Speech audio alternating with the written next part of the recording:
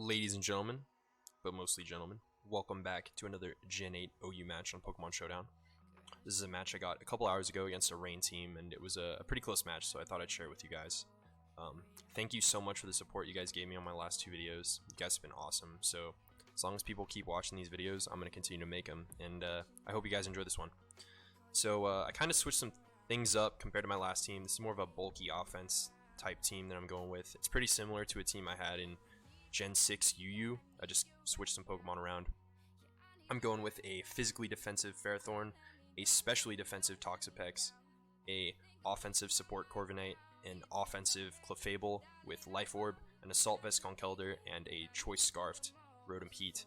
And I think this team is pretty well balanced. It goes up against a lot of good things in the metagame, so I thought it would be good to bust out. And yeah, let's get right into the commentary. So I predict him to lead with Pelipper because I know he's going to try to get up Rain, and he does, and I go lead with my Rotom-Heat. I go for a safe play here and just T-Bolt. He goes into his Toad to take the hit, and that's totally cool with me.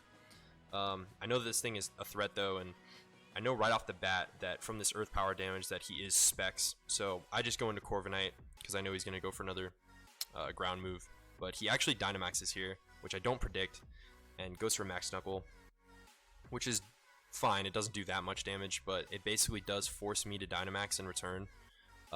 So I end up Dynamaxing here. It goes for a Max Geyser. Takes me to about 28%, but I know that I can live one more turn because I do have Max Guard. And basically, that's one offensive threat out of the way because his Dynamax is done, so that's super nice for me. He goes into his Fair to take the Wind Rage, which is fine. My Dynamax is over, but I did it. I did what I wanted to do with it. And I just end up roosting here to get some health back, and he goes for a safe Rocks play, which I'm fine with. I just go for Defog on the next turn to kind of see what he's going to do, and he goes for Seeds. And at this point, I know that my Corviknight can't do anything to this thing, so I just hard switch into Rotom-Heat to basically force his switch, and he ends up switching into Gyarados, and I predict another hard switch, so I go into Farah, but he actually DDs here, and this scares me a lot, so I just go into my Toxapex to force this thing out. He goes for Waterfall, but only does about 25%, and he knows that the Haze is coming, so he just goes into Ferrothorn. And at this point, I know that I can't do anything to Farah, so I just switch into Clefable, and he goes into Pelipper. I think he's predicting another T-Bolt, but I just go for it because I know it's a safe play, and I don't need to be crazy at this point in time. And he does go into Toad to take the hit.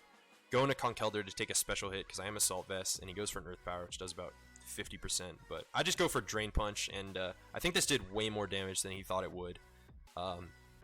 So I end up just staying in and going for another Drain Punch, and he ends up sacking this thing for some reason. I don't really know why. If I was him, I would have gone into Pex, but whatever. He goes into Draco, and I know something has to die, so I just go into Corv to take the hit because it's probably the least useful thing on my team. And that gives me a free switch into Pex. I know he's locked in because of Scarf, and he goes into his own Pex, predicting the Toxic, and he does a good predict there. Here I switch, just going to Clefable because I can handle Pex, and he goes into Pelipper. He predicts another T-Bolt, which I go for, which is a safe play. And I think he thinks I'm Specs at this point, so he just goes back into Pelipper. But I just go for a Moonblast and crit his ass. So that was a really nice one for me. But he goes back into Draco. I go into Farah to take the hit. And this does less than I thought it would. I honestly thought it would do more. He takes a lot of Iron Barbs and Rocky Helmet damage. And I just stay in to do some damage. Go for Power Whip, but he switches and goes into Pex. And he ends up going back into Toad, which I'm fine with. I go for Rocks. And then I go back into Conkeldurr to take a special hit from this thing. He goes for Focus Blast, but misses, which is awesome for me. And I think here I just go for a Payback, because I know I'm going to go last. And that does good damage. And then I just finish it off with a Mach Punch. So he's got a lot of threats out of the way. He goes into Gyara. I think he's going to set up, so I just attack because I don't want to risk him setting up. And I know he bounces, so I go into Pex to take the hit. And he ends up getting a Para here, which sucks. And then I think here he goes for a Power Whip. Even though I try to Toxic, I get parried again, which sucks. And then he goes for a DD. And he can't, and I get parried again. I think I get parried twice in a row, 3 times in a row. Something like that. Stupid. Anyway. I go for a Haze. He's kind of screwed at this point because he has nothing to get through Pex now that his Toad is dead. So at this point, I'm kind of just stalling him out. He's like desperately trying to get a crit or something, but it's not gonna happen. And Toxapex just walls this thing completely. Gets a Power Whip there, which is nice, but I can just keep recovering and hazing. So, and THICC is gonna keep fucking him over. So he goes into Draco, and I think he predicted me to stay. I get Parrot again, which sucks. And he goes for Psychic Fangs here, but I just go into my Farah, take the hit because I don't need it anymore. And he ends up taking a lot of Rocky Helmet damage. And at this point, I kind of think my Farah is useless, so I just kind of sack it. I go for Seeds and I miss, but it's not a huge deal. And I just go into Clefable because my Clefable can handle whatever the Pex does. He gets a burn on me here, but I am Magic Guard, so it doesn't matter. And I just go for a T-Bolt and get it to over half. Goes for a Scald again, but it's not going to do shit. And I just go for another T-Bolt and take his Pex out. And at this point, he's completely screwed. He goes into his Draco. I go back into my Farah to just sack it. And I'm totally cool with letting it die. He dies to Rocky Helmet damage anyway, which is awesome.